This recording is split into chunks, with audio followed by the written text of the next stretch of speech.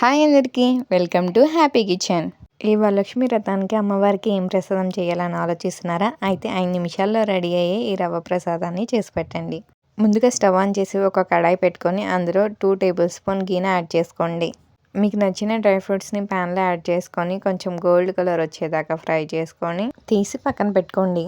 Next అదే ప్యాన్లో ఇంకొంచెం గీని యాడ్ చేసుకోండి. 1 కప్ బొంబాయి రవ్వ ప్యాన్లో యాడ్ చేసి ఫ్రై చేసుకోండి. రవ్వ కొంచెం గోల్డిష్ కలర్ వచ్చేదాకా ఫ్రై చేసుకోండి. ఏ కప్పుతో అయితే రవ్వ తీసుకున్నామో అదే కప్పుతో 2 కప్స్ వాటర్ని యాడ్ చేసుకోండి. ఒక 200 ml మిల్క్ని కూడా యాడ్ చేసి లమ్స్ ఏమీ లేకుండా మిక్స్ చేసుకోండి. నెక్స్ట్ అదే కప్పుతో 2 కప్స్ షుగర్ని కూడా యాడ్ చేసుకోండి.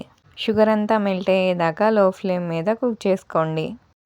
షుగర్ మెల్ట్ అయిన తర్వాత ముందుగా ఫ్రై చేసిన డ్రై ఫ్రూట్స్ని ప్యాన్లోకి యాడ్ చేసుకోండి. లాస్ట్లో కొంచెం ఇలాచీ పౌడర్ని యాడ్ చేసుకోండి. అంతే, ఎంతో టేస్టీ అయిన రవ్వ పాయసం రెడీ. ఈ వీడియో మీకు నచ్చినట్టయితే లైక్, షేర్, సబ్స్క్రైబ్ చేసుకోండి.